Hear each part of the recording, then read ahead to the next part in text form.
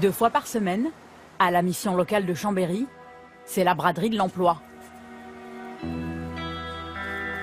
J'ai eu un contact hier avec une entreprise de Chambéry qui est dans le secteur du bâtiment travaux publics, qui m'a fait part d'une recherche en fait de 2 personnes, et c'est pour travailler sur des postes en maçonnerie. Là, ça peut m'intéresser. Les conseillers font l'article des rares offres d'emploi qu'ils ont dénichées dans la région. Dans la salle, des jeunes au chômage, ils ont entre 18 et 25 ans. Alors, on passe à une offre en électricien. Donc c'est une intérim mais une longue mission. Et c'est 10,09 € de l'heure, les tickets resto et des primes. Donc plein d'avantages pour cette offre. Donc on va vous positionner rapidement. Tous semblent découragés. Sur la table, à peine 9 propositions d'emploi. On passe à la suivante. Personne ne se bouscule pour ces contrats courts de serveur ou de maçon. Le violet. Domaine administratif. Il y a l'entreprise 7. C'est une entreprise de transport qui est basée à Pontcharrat. Est-ce que quelqu'un recherche ce type de poste dans l'administratif? Un poste de secrétaire à 20 minutes de train. Est-ce que c'est un poste qui pourrait vous correspondre, Suzy? Oui, je pourrais faire. Suzy accepte de postuler, presque à contre-cœur. Et pourquoi est-ce que vous êtes intéressée par cette offre? Parce que j'ai besoin de travail et que dans ma branche, en fait, il n'y a pas beaucoup d'offres en général. Vous êtes diplômée dans quoi? Dans le web multimédia. J'ai fait un DUT MMI et je suis censée trouver beaucoup de travail avec ça, mais au final, il n'y a pas énormément d'offres et ils demandent beaucoup d'expérience. Donc, voilà. À l'âge où l'on se sent invincible, la jeune femme, comme ses camarades, semble déjà résignée. En 26 ans de carrière, et le stage, vous l'aviez fait avec... Claude Le Goff a vu défiler des milliers de jeunes en galère. Mais cette nouvelle génération de décrocheurs l'inquiète plus que tout. Elle n'y croit plus. De toute façon, c'est difficile. Tiens, moi, je ne vais pas vous cacher que je vais pas vous dire c'est facile, bien évidemment. Moi, je me rappelle à leur âge, je commençais un boulot le matin. Si ça ne me plaisait pas, à 14 h, j'avais un autre boulot. Voilà, c'était le boulot. Finalement, il y en avait partout. Voilà. Du coup, il faut vraiment que vous y croyez. C'est plus à vous d'y croire aussi. Ce que je veux dire, c'est que la petite différence, c'est qu'on n'a plus la pêche, on a juste la hargne. En fait. Oui, la hargne de trouver un travail. Ça, oui. S'il n'y avait pas de la colère, ce serait surtout de la haine. Pourquoi? Parce que moi je trouve qu'il y a des patrons, ils s'en mettent plein les fouilles et ils laissent pas la place aux jeunes. Le candidat Hollande l'avait pourtant promis. L'emploi chez les jeunes devait être sa priorité. C'est pour la jeunesse de notre pays que je veux présider la France. Je demande à être évalué sur ce seul engagement, sur cette seule vérité, sur cette seule promesse. 4 ans plus tard, un jeune sur 4 est au chômage et ils sont des dizaines de milliers dans la rue. C'est un mouvement de ras-le-bol. En fait, on nous avait promis une priorité jeunesse. Cette priorité, depuis le début du quinquennat, elle est toujours pas là, en fait. Les moins de 30 ans se sentent abandonnés.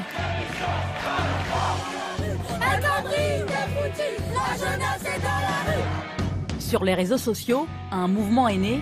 On vaut mieux que ça. Depuis quelques jours, la France découvre le visage de ces chômeurs, ces jeunes précaires, ces travailleurs malheureux. En gros, ça fait plus d'1 an maintenant que je suis au chômage. Ça fait beaucoup de missions d'intérim allant de une journée, une après-midi. Et la maximum que j'ai eue, c'est 1 mois. On vient m'annoncer, me dire que finalement, mes heures supplémentaires, on ne pourra plus me les payer. Je passe de 1008 à 1004 et ta charge de travail reste la même.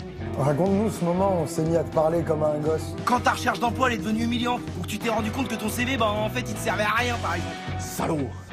Un monde du travail impitoyable, dont les portes sont fermées pour une partie de la jeunesse. Ils s'appellent Jessica, Kevin ou Suzy. Ils ont entre 20 et 25 ans, ne sont plus à l'école, mais n'ont jamais vraiment travaillé. Portrait de ceux à qui la France ne donne même pas leur première chance.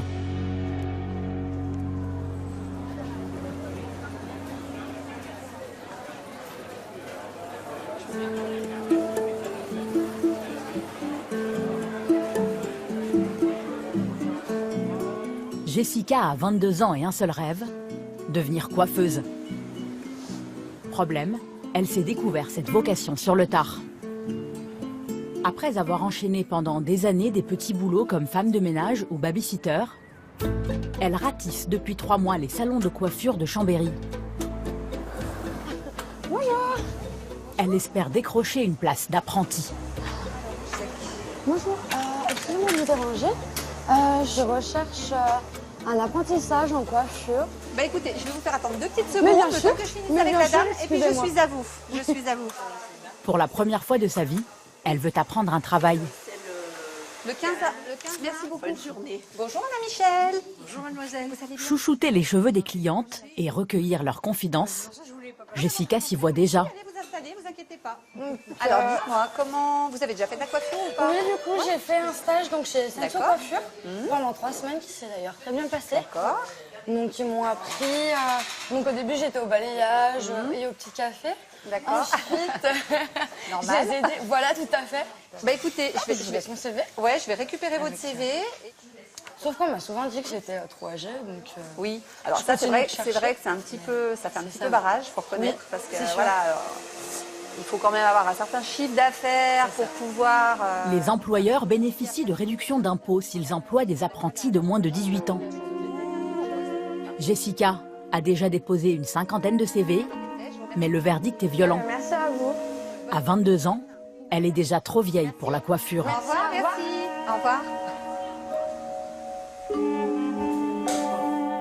Quand elle a le blues, c'est son amie Clémence, étudiante, qui lui remonte le moral. Ils m'ont tous envoyé balader. C'est vrai. Ouais. Ils m'ont tous envoyé balader en me disant que j'étais trop vieille. Ouais. Ils préfèrent prendre les jeunes financièrement parce que ça revient moins cher. Bah ouais, mais t'es quoi? T'es pas jeune toi? Les deux copines se serrent les coudes. Elles ont une obsession, faire enfin leur premier pas dans la vie active. Elles ne parlent que de ça. Je lui demande où est-ce que ça en est, si elle trouve, si elle a des chemins, mais c'est toujours presque toujours la même réponse en fait. Ouais, parce qu'en plus ils prennent plus la peine de répondre, même négatif, donc. Ouais, ils demandent de l'expérience. Quand on est jeune, on n'en a pas forcément. Quand on est vieux, on est trop vieux.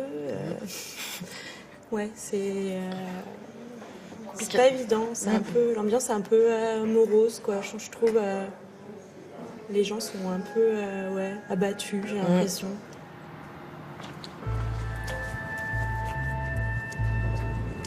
La vie de Kevin non plus n'a pas encore franchement démarré.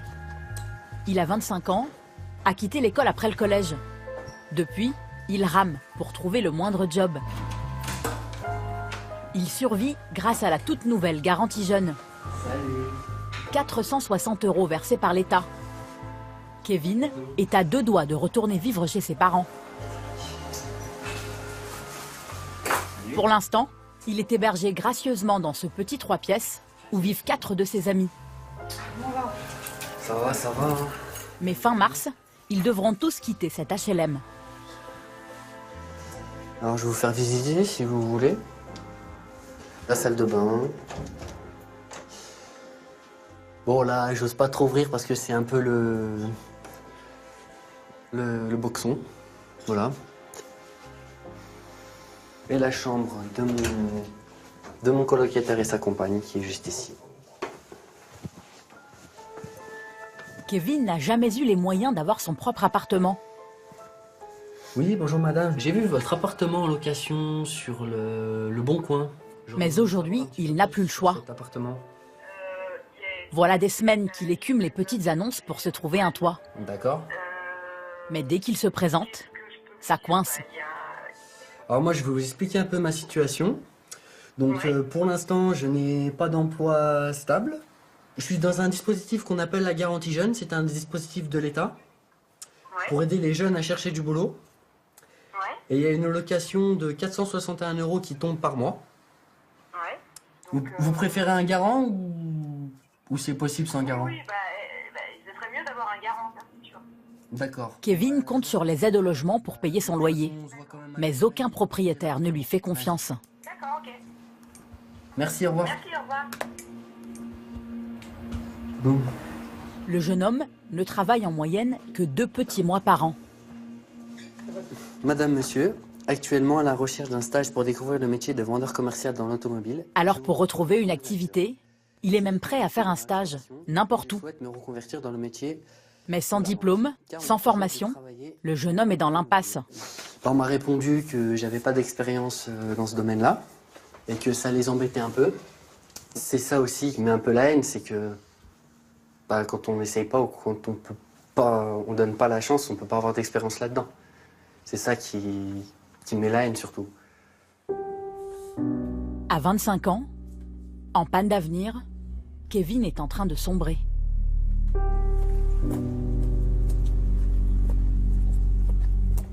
Suzy, elle, n'a rien vu venir.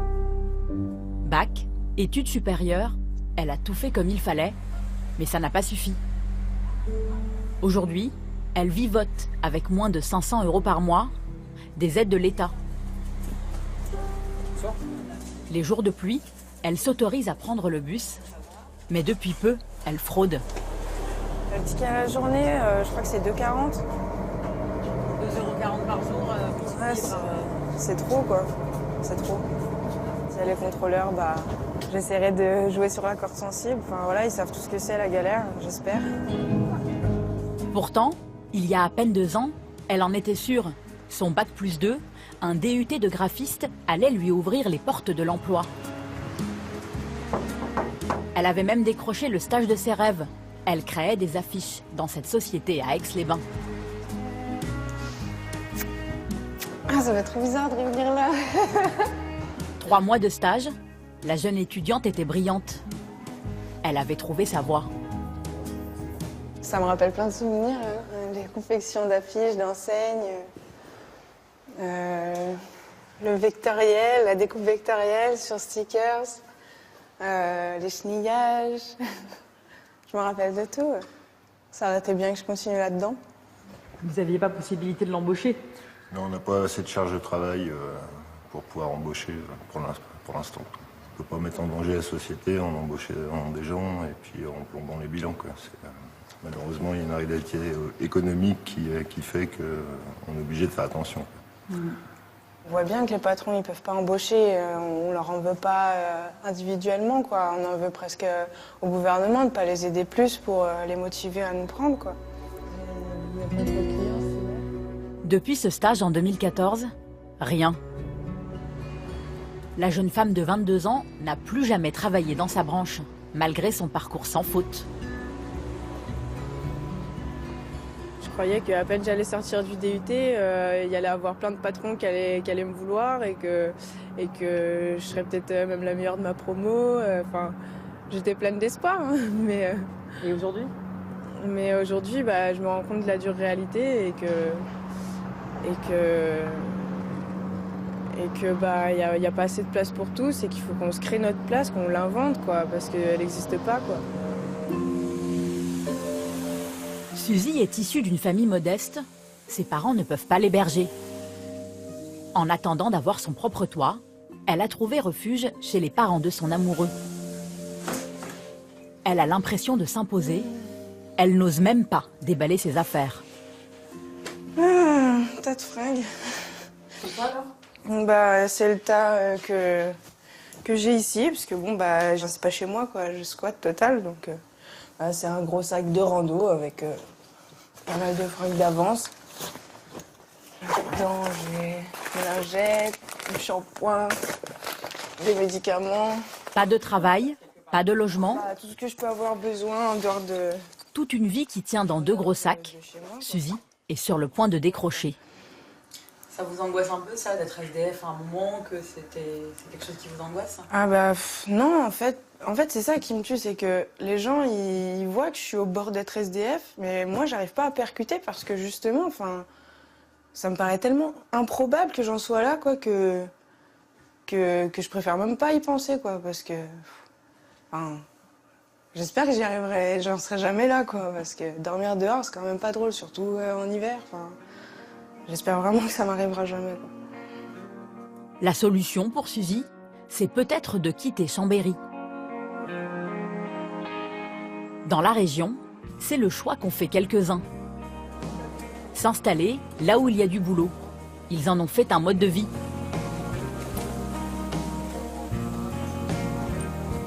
À la Chapelle d'Abondance, une petite station familiale des Alpes, Mathieu est pisteur.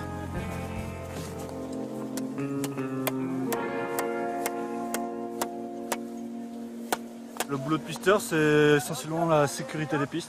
Donc, ça va être protégé en balisant, protégé avec des filets quand il y a des obstacles. Après, c'est tout ce qui est secours sur piste. Quand il y a un blessé, l'évacuer, faire les premiers secours. Un job en or pour se passionner de ski. Son salaire, 1 700 € net, mais seulement pendant 5 mois. L'été, il travaille dans les vignes. Alors pour être indépendant et faire des économies, le jeune homme a décidé de vivre dans un bus. Pour quelle raison tu déneiges? Pour avoir de l'électricité. Profiter de la seule journée de soleil qu'ils ont prévue cette semaine pour recharger les batteries. Cet hiver, ils sont une quinzaine à avoir garé leur roulotte sur ce parking. Une petite communauté de saisonniers. Mathieu vit toute l'année dans son bus. Bon voilà, du coup là c'est le coin cuisine. 14 mètres carrés qu'il a lui-même aménagé. Ensuite on a un petit salon avec le poêle à bois pour bouffer, accueillir les copains. Ensuite on a une petite salle de bain avec une petite baignoire et une toilette sèche. Petit coin chambre. Les charges sont infimes. À peine 100 € par mois pour le parking et le bois de chauffe. Une façon de faire le job de ses rêves sans se ruiner en loyer. La vie en camion, un choix de vie radical. Ils n'ont ni travail stable, ni vrai toit, mais n'attendent rien de personne. Cette précarité, ils la revendiquent. Je pense qu'il y a eu une génération où les gens ils se disaient on veut un emploi stable, on veut avoir un prêt, on veut quelque chose, on veut avoir une femme, son chien, enfin vraiment beaucoup de choses de fixe parce que la génération d'avant c'était la génération d'après-guerre et eux ils avaient eu rien, donc la génération d'après ont voulu avoir beaucoup de choses et finalement nous on arrive la génération encore après, on se dit mais en fait pourquoi on veut tout ça, c'est surtout qu'on n'est pas tenu par les couilles par un banquier qui nous dit qu'on lui doit 500 € par mois et voilà, non mais c'est vrai, mais non mais c'est clair, c'est au moins tu fais ce que tu veux quoi. Quand j'étais en Bourgogne en fixe, je gagnais 880 € par mois quoi, en fixe dans un magasin de bricolage. Quand il faut sortir 500 balles de loyer, comment tu fais quoi? Comment tu fais alors que non, moi j'ai perdu ma condition de précaire quand je me suis mis en camion, c'est clair. Moi aussi. C'est clair, et largement. Une vie en marge qu'ils ne se voient pas quitter. Tous veulent fonder une famille, mais n'envisagent surtout pas de lâcher leur camion.